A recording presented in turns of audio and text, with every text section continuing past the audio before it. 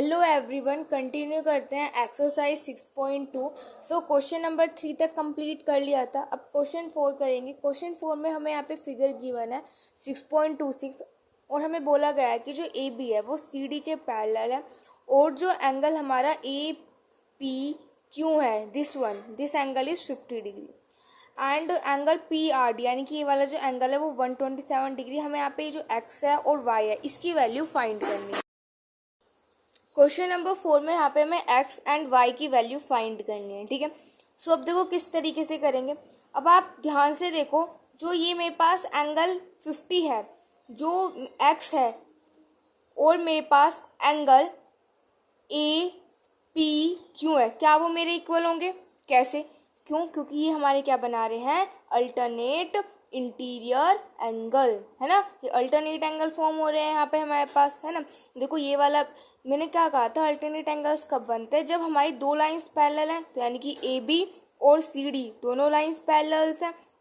और यहाँ पर अगर कुछ ऐसा होता है कि जैसे कि दो लाइन मेरे पास इस तरीके से पैरेलल है, ठीक है, और एक ट्रांसवर्सल इसमें से इस तरीके से पास हो रही है, ठीक है, तो उसमें जो हमारे पास ये वाला जो एंगल होगा वो इस वाले एंगल के इक्वल होगा एंड उसका रीजन क्या होगा हमारे पास, दैट इज अल्टरनेट एंगल्स। ठीक है, तो यहाँ पे भी मेरे पास क्या है, अल्टरनेट एंगल्स है। तो यानी कि x जो होगा वो मेरा ए पी क्यू के इक्वल होगा बिकॉज अल्टरनेट एंगल्स हैं ये हमारे पास। ठीक है, so angle x is equal to, so angle a p q मेरे पास क्या है, 50 डिग्री। तो यानी कि एंगल x की तो वैल्यू आ गई मेरे पास 50 डिग्री। ओके, अब हमें चाहिए ये y की वैल्यू। अब इस y को हम किस तरीके से फाइंड करें, देखो कैसे करेंगे। अब क्या मैं ये वाला एंगल यहाँ से फाइंड कर सकती हूँ? कर सकते हैं। क्यों? क्योंकि ये मेरे पास पूरी की पूरी एक लाइन है और लाइन पर देखो ये इस तरीके से क्या है, एक लाइन है, ठीक है, और इस तरीके से ट्रांसवर्सल हो गई। सो ये वाला एंगल और ये वाला एंगल दोनों एंगल्स मेरे एक ही लाइन पर लाई कर रहे हैं। सो ये मेरा क्या बन रहा है, 180 डिग्री का एंगल जो है वो यहाँ पर फॉर्म हो रहा है। सो यानी कि तो मैं यहाँ से क्या कह सकती हूँ, अगर मैं इसको एंगल 1 बोल देती हूँ, इसको मैंने एंगल 1 बोल दिया, तो मैं क्या कह सकती हूँ, एंगल 1 प्लस में 127 डिग्री जो होगा वो मेरा 180 डिग्री के इक्वल होगा। क्यों? क्योंकि ये मेरा क्या बना रहे हैं, लीनियर पेयर फॉर्म बन कर रहे हैं। सो एंगल 1 मेरे पास क्या हो जाएगा, 180 माइनस के 127 डिग्री। तो 10 में से 7 सब्ट्रैक्ट करेंगे तो कितना आ जाएगा, 3 आ जाएगा। उसके बाद यहाँ पे 7 में से 2 सब्ट्रैक्ट करेंगे तो कितना आ जाएगा, डेट इज 5। ठीक है, तो यानी कि ये वाला एंगल मेरे पास कितना आ गया, 53 आ गया। अब आप देखो ये हमारे पास पूरा एक कंप्लीट इस तरीके से क्या है, ट्राइंगल है। ठीक है, और हमें पता है कि जो ट्राइंगल्स के जो तीनों साइड्स होती है, यानी कि सॉरी एंगल्स, ये वाला एंगल, ये वाला एंगल और ये वाला एंगल, इन सब का जो सम होगा वो मेरा किसके इक्वल होगा, 180 डिग्री के इक्वल होगा। क्योंकि एंगल्स के जो ट्राइंगल होता है उसके तीनों एंगल्स का जो सम होता है वो हमारे पास 180 डिग्री के इक्वल होता है। सो अगर मैं यहाँ पर ये मेरे पास यहाँ पर x दे रखा है और x की वैल्यू मुझे ऑलरेडी पता है, डेट इज 50 डिग्री। उसके बाद ये वाला एंगल 1 बोला है मैंने, सो एंगल 1 की भी वैल्यू मुझे पता है, डेट इज 50 डिग्री। और ये वाला एंगल यहाँ पे हमें फाइंड करना है, डेट इज y। तो क्या हम इसको फाइंड नहीं कर सकते? कर सकते हैं। कैसे? कि जो हमारे पास y होगा प्लस में 50 डिग्री प्लस में 53 डिग्री, वो हमारा 180 डिग्री के इक्वल होगा। क्यों? क्योंकि जो ट्राइंगल के अंदर जो भी हमारे पास तीनों एंगल्स होते हैं उन सब का जो सम होता है वो हमारा किसके इक्वल होता है, 180 डिग्री के इक्वल होता है। ठीक है, सो अब यहाँ से हम ऐड कर सकते हैं, मेरे पास क्या हो जाएगा 3 और ये कितना हो जाएगा 10 और ये प्लस में y is equal to 180 degree. तो यहाँ से मेरे पास y की वैल्यू क्या आ जाएगी, 180 माइनस के 103। ठीक है, ये आ जाएगी। अब इसको सोल्व कर लेते हैं। सो देखो 10 में से 3 सब्ट्रैक्ट करेंगे तो मेरे पास क्या आ जाएगा, 7 आ जाएगा। उसके बाद यहाँ पे मेरे पास क्या हो जाएगा, 7 ही आ जाएगा यहाँ पर। सो यानी कि एंगल y मेरे पास कितना आ गया, डेट इज 77 डिग्री। ठीक है, एक तो मुझे यहाँ पर x फाइंड करना था और एक मुझे यहाँ पर y फाइंड करना था। सो ये हो जाएगा question number 4। Question number 5 is in figure 6.27। यहाँ पे ये हमें फिगर गिवन है, that is 6.27। P q and r s are two mirror placed parallel to each other. देखो क्वेश्चन में हमें क्या बोला गया है कि पी क्यू ये मेरे पास क्या है, मिरर है, और एक आर एस ये भी मेरे पास क्या है, मिरर है। ये दोनों के दोनों मेरे पास यहाँ पर मिरर है और इनको एक दूसरे के पैरेलल जो है वो यहाँ पर लगाया गया है। And incident ray a b strike the mirror p q, यानी कि एक जो हमारे पास एक रे इंसिडेंट करती है। अब देखो ये इंसिडेंट रे क्या होती है, रिफ्लेक्टेड रे क्या होती है, ये क्लास 10th में पूरा का पूरा एक चैप्टर होता है फिजिक्स का, लाइट्स वाला चैप्टर होता है। तो उसमें आपको के बारे में पता चलता है कि इंसिडेंट रे क्या होती है, रिफ्लेक्टेड रे क्या होती है। ठीक है, तो अभी इस क्वेश्चन में जितनी ज़रूरत होगी मैं उतना आपको बता दूंगी। ठीक है, तो क्या बोला गया यहाँ पे कि एक इंसिडेंट रे है। इंसिडेंट रे क्या है, ये ए बी इंसिडेंट रे, यानी कि एक मिरर है, तो एक मिरर पे हम जैसे कि लाइट मारते हैं, तो ऐसे यहाँ पे क्या हुआ है, एक लाइट आई है इस वाले मिरर पे, डेट इज ए बी। तो उसने क्या किया, इस वाले मिरर पी क्यू मिरर को स्ट्राइक किया, यानी कि इसको इस तरीके से टच किया, कहाँ पे, बी पॉइंट पे स्ट्राइक किया। The reflected ray moves along the path b c. अब फिर उसके बाद जैसे ही हम लाइट डालेंगे तो वो वापस से रिफ्लेक्ट भी तो होगी, तो वो जो लाइट है वो वापस से रिफ्लेक्ट हो गई। ठीक है, कौन से, moves along the path b c, यानी कि वो कुछ इस तरीके से हमारे पास बी सी पाथ से रिफ्लेक्ट हो गई। और वो फिर उसने क्या किया, and strike the mirror r s. उसके बाद उसने आर एस मिरर को, देखो ये वाली लाइट इस तरीके से रिफ्लेक्ट हुई, तो इस वाले मिरर पर क्या किया, स्ट्राइक किया, आर एस मिरर ही तो है, इस पर रिफ्लेक्ट किया, कौन से पॉइंट पर, सी पॉइंट पर, and again reflect back c d, फिर से वो रिफ्लेक्ट कर गई सी डी पर। तो हमें यहाँ पे प्रूफ करना है कि जो मेरे पास ए बी है वो सी डी के पैरेलल है। तो ये चीज़ मुझे यहाँ पर प्रूफ करनी है। अब देखो, अगर कोई भी लाइन पैरेलल होती है तो हम क्या कह देते हैं कि अगर भाई लाइन पैरेलल्स है तो उसके जो कोरस्पॉन्डिंग एंगल्स होंगे उनका सम 180 डिग्री के इक्वल होगा। अगर पैरेलल लाइंस होती है तो हमारे पास अल्टरनेट इंटीरियर एंगल्स बनते हैं जो कि मतलब इक्वल होते हैं, है ना, सप्लीमेंट्री एंगल्स हमारे पास फॉर्म होते हैं। ठीक है, तो यानी कि अगर हम इसमें से शो कर देते हैं कि भाई हमारे पास अल्टरनेट एंगल्स, यानी कि अल्टरनेट एंगल्स मेरे पास फॉर्म हो रहे हैं और वो अल्टरनेट एंगल्स मेरे पास इक्वल हैं, तो मैं क्या कह दूंगी कि वो लाइंस मेरे पास पैरेलल है। क्योंकि हम अल्टरनेट एंगल्स हैं, तो हम अल्टरनेट एंगल्स कब कह सकते हैं, आप ही बताओ कब कह सकते हैं, जब हमारे पास दो लाइंस पैरेलल होती तभी तो हम अल्टरनेट एंगल्स कह सकते हैं। सो अगर मैं यहाँ पे वही प्रूफ कर दूँ कि मेरे पास दो एंगल्स हैं, यानी कि अल्टरनेट है, यानी कि दोनों एंगल्स इक्वल होंगे अगर अल्टरनेट है तो, और फिर वहाँ से क्या हो जाएगा कि जो ए बी है वो हमारा सी डी के पैरेलल हो जाएगा। ठीक है, अब करना कैसे है वो देखते हैं। यहाँ पे हमें क्या करना पड़ेगा, कंस्ट्रक्शन करना पड़ेगा प्रूफ करने के लिए। कैसे, देखो यहाँ पे हम क्या करेंगे, एक पैरेलल लाइंस ड्रॉ कर देंगे, ऐसे ही इसके यहाँ पे हमने क्या कर दिया, यहाँ पे इस तरीके से पैरेलल लाइंस को ड्रॉ कर दिया। ठीक है, अब उसके बाद इन एंगल्स का ना हम यहाँ पर नेम रख लेते हैं। इसको मैं एंगल 1 बोल देती हूँ, इसको मैं एंगल 2 बोल देती हूँ, इसको मैं एंगल 3 बोल देती हूँ, एंड इसको मैं एंगल यहाँ पर 4 बोल देती हूँ। ठीक है, ये समझ में आ गया।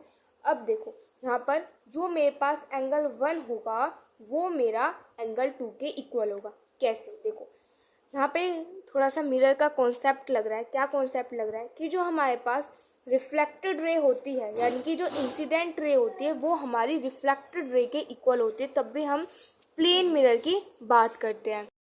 कोई भी लाइट हमारी एक प्लेन मिरर से स्ट्राइक करती है तो जितने एंगल से मतलब वो स्ट्राइक करिए उतने एंगल से ही वो रिफ्लेक्ट बैक करेगी। ठीक है, और ये चीज़ हम कैसे पता करते हैं, हम क्या करते हैं, जहाँ पर भी लाइट इंसिडेंट करती है वहाँ पे फिर हम नॉर्मल ड्रॉ कर देते हैं। ठीक है, अभी ये नॉर्मल क्या होता है ये सब कुछ आपको पता चल जाएगा। अभी देखो हमने कुछ इस तरीके से, जैसे ही पैरेलल लाइंस ड्रॉ कर दिया, ऐसे ही हम एक नॉर्मल ड्रॉ करते हैं। नॉर्मल का मतलब होता है कि एक परपेंडिकुलर ड्रॉ करना। ठीक है, तो यहाँ पे जितना एंगल ये होगा, इंसिडेंट एंगल जो होगा ये मेरा इस रिफ्लेक्टेड एंगल के इक्वल होते हैं। यानी कि जिस तरीके से ये हमारी ये वाली जो रे है वो स्ट्राइक करिए उसी तरीके से वो हमारी इंसिडेंट हुई है, उसी तरीके से वो वापस से रिफ्लेक्ट हो जाएगी। तो ये वाला जो एंगल होगा वो हमारे एंगल 2 के इक्वल हो जाएगा। ठीक है, सो आप यहाँ पे रीज़न मेंशन कर देंगे कि so angle of incidence equal to angle of reflection.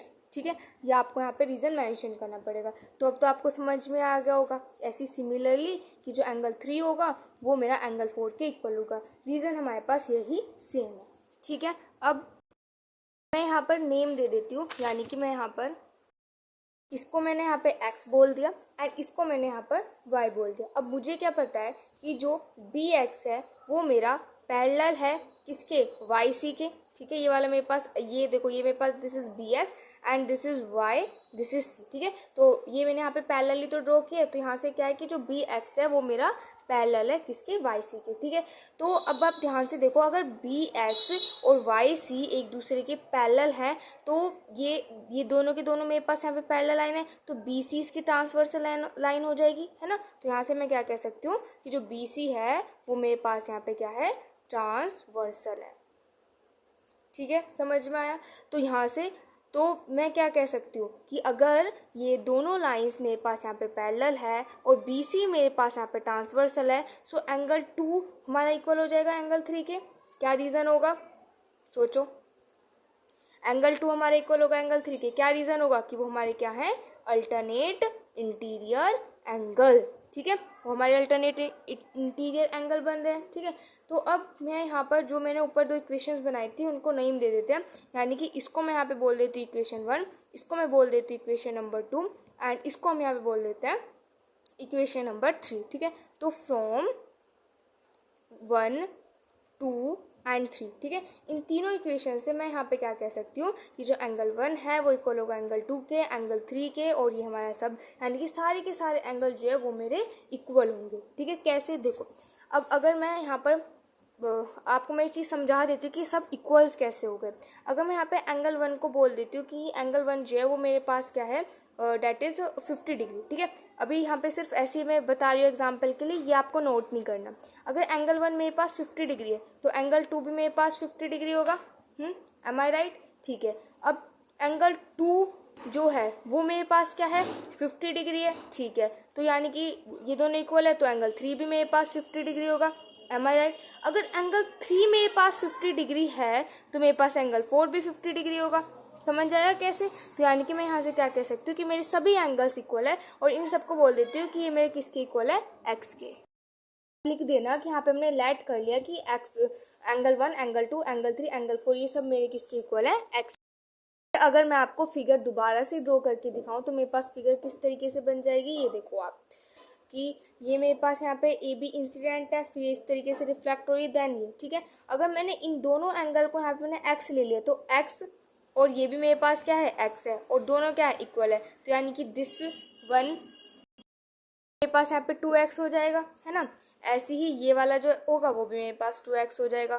कैसे, देखो मैं बता देती हूँ आपको ये कैसे होगा। सबसे पहले मैं यहाँ पे नेमिंग दे देती हूँ। यहाँ पे ये ए है, ये बी है, ये मेरे पास सी है, और this one is the D, ठीक है। सो अगर मैं यहाँ पे बात करूँ एंगल ए बी सी की, ठीक है, ए बी सी, अगर मैं इस वाले एंगल की बात करती हूँ ए बी सी, तो यहाँ पे जो एंगल 1 है, ए बी सी मेरा किसके इक्वल है, एंगल 1 प्लस में एंगल 2 के इक्वल है। तो यानी कि इसको एंगल 1 प्लस में एंगल 2 लिख सकते हैं, और एंगल 1 और एंगल 2 में एंगल 1 एक्स है, एंगल 2 भी एक्स है, तो यानी कि टोटल मेरे पास यहाँ से कितना हो जाएगा, दैट इज 2x, ठीक है। ऐसे ही सिमिलरली जो मेरे पास एंगल बी सी डी है वो मेरा किसके इक्वल होगा, बी सी डी, एंगल 3 और एंगल 4, यानी कि एंगल 3 प्लस में एंगल 4 के इक्वल होगा। सो अगर एंगल 3 मेरे पास एक्स है तो एंगल 4 भी मेरे पास एक्स होगा, तो ये भी मेरे पास क्या हो जाएगा, दैट इज 2x हो जाएगा, ठीक है। अब देखो यहाँ पर ये भी मेरे पास यहाँ से 2x आ गया और ये भी मेरे पास यहाँ से 2x आ गया। सो यहाँ से मैं क्या कह सकती हूँ कि ये दोनों एंगल्स मेरे पास क्या आ गए, ये वाला एंगल और ये वाला एंगल दोनों मेरे पास क्या आ गए, इक्वल आ गए। ये भी 2x है और ये भी मेरे पास 2x है। तो यहाँ से मैं क्या कह सकती हूँ, since angle a b c equals to angle b c d, अगर ये दोनों के दोनों मेरे पास एंगल्स इक्वल आ गए हैं तो इसका मतलब क्या है कि जो ए बी है वो मेरा सी डी के पैरेलल होगा। देखो ये एंगल्स इक्वल तभी तो आएंगे जब मेरा सी ए बी होगा वो मेरे सी डी के पैरेलल होगा, तभी तो दो एंगल्स इक्वल आ सकते हैं, है ना। समझ आया। सो ये हो जाएगा question number 5 and finally exercise 6.2 and chapter number 6 complete हो चुका है। नेक्स्ट वीडियो में स्टार्ट करेंगे नेक्स्ट एक्सरसाइज। Thank you.